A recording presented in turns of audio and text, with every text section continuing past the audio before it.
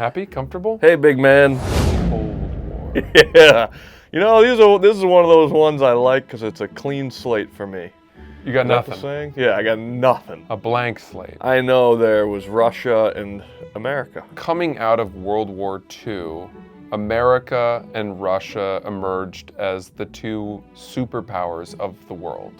We had nuclear weapons, as we had demonstrated by dropping them on Hiroshima and Nagasaki. Yes. Which meant that the Russians were in a race to build their own because they wanted to keep pace with us. Okay. It didn't take them that long. As soon as we realized that we had one, basically from that point on, we were in a Cold War with them. But weren't they our boys? We were already starting to be wary of Russia, and they were wary of us. And we believed that if unchecked, they would just take as much land as they wanted. Yeah. Because that's traditional war. So Stalin was basically like, hey, bud, I have an AFWAMD. I don't know what that means. An absolute fucking weapon of mass destruction. Well, he didn't say that yet. But he knew it. He knew he had an AFWAMD. He knew we had that. What did we have? We had a weapon of mass destruction. What was it called? An AFWAMD. Yes. Yes, dude. I used to say that with my boys all the time. I had to drop it in. I had a feeling you did. We used to call each other AFWAMDs. Absolute fucking weapon of mass destruction? An absolute fucking weapon of mass destruction. See, I would have put the fucking in a different place. No. An absolute weapon of mass fucking destruction. No.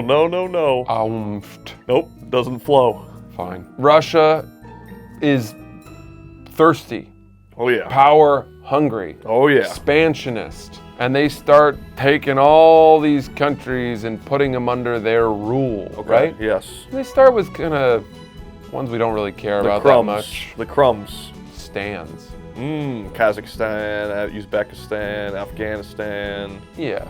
I almost said Taliban. Yeah. Palestine.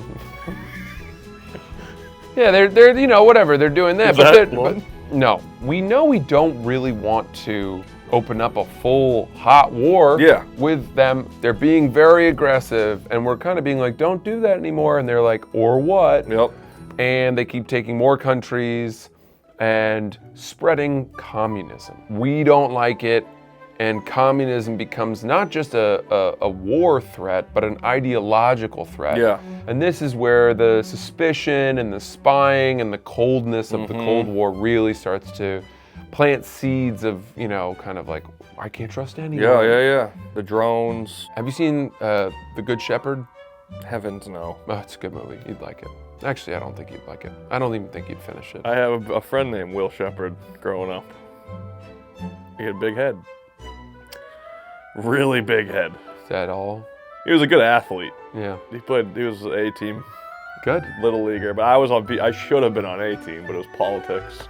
You know how people say that about Little League? It's true. My dad wasn't on the board, so I was stuck on B-team. But I was an A-team talent. Will Shepherd didn't have politics. He was just a natural athlete. He just had a really big head. I'm right now experiencing what you experience when I teach you, which is that I don't care, and I'm not hearing any. That's not true, dude. I do care what you tell me. Well, everything you're saying is sort of just sending my brain in a different direction. It's like I went on screensaver mode, and I'm not really, the words are filtering through some deep, distant prism, but I'm barely, none of it's really That's not relatable to fucking the Little League politics? You lost me at Will Shepherd's big head. It's big, man. I'm gonna bring us back here. Okay. The closest we ever get to a hot war probably with Russia during the Cold War, which went from, by the way, from like the early 1950s technically to, I think 1989 was when the Berlin Wall came down. That's a lengthy one. The Berlin Wall, that's a great symbol of the Cold War, right? So Berlin is divided in half. Yeah. And to the west is Germany, and which is, you know, under freedom and European whatever, and then to the east, on the eastern side of the wall, is the Soviet Union. Yeah, I thought it was just a sightseeing monument. Right. It was a symbol of two completely different ideological extremes almost. Was it long? Well, I think it ran through the whole city of Berlin. Imagine if Manhattan was divided in half. I don't know why I think of it as just like a big, like, plaque. No, it You was know? a real wall. But it ended up a plaque, didn't it? Didn't it end up really small? They tore it down. I don't know why I remember seeing it like really skinny and small. It might have been a video game or something. Sure. Well, okay. I think there was a Tony Hawk game that had the Berlin Wall in it, and it was really skinny. Cuban Missile Crisis. Yes. Kennedy, Bay of Pigs. Do you know anything about Yeah, that? yeah, yep. Then that only further entrenches communism and the communist leadership of Cuba, Fidel Castro. Russia brings in nuclear warheads to Cuba. There is a standoff for a period of days where it looks like the country's on the brink of nuclear war. And finally, somehow, we got the right people on the phone and it fizzled out. Russia removed their nuclear weapons from Cuba. It becomes a war of information, right? Yeah. And we're planting disinformation and counterintelligence. You know, it's all just like cloak and dagger is the word for it, right? Yeah, yeah, yeah. A war in the shadows, It's secrecy. like Harry Potter. He has the invisible cloak. But he didn't have a dagger. He might have. Fine. Oh, there's the space race, right? Yeah, the first of the moon. I don't know, man. I'm fucking...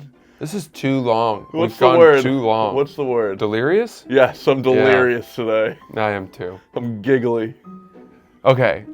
All right. Russia has a series of leaders that succeed Stalin. Stalin dies. That's when Lenin comes in. And then they have like Yeltsin and Gorbachev. Oh, and, Gorbachev. Yeah, Gorbachev is in the 80s, and we have Reagan, and famously Reagan said, "Mr. Gorbachev, tear down this wall."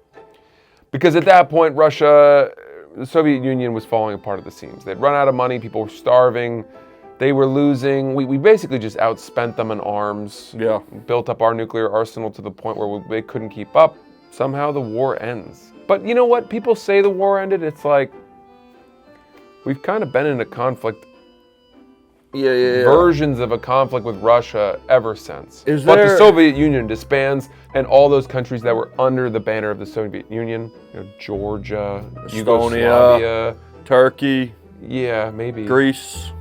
I don't know. I don't think Greece was Estonia. Yugoslavia.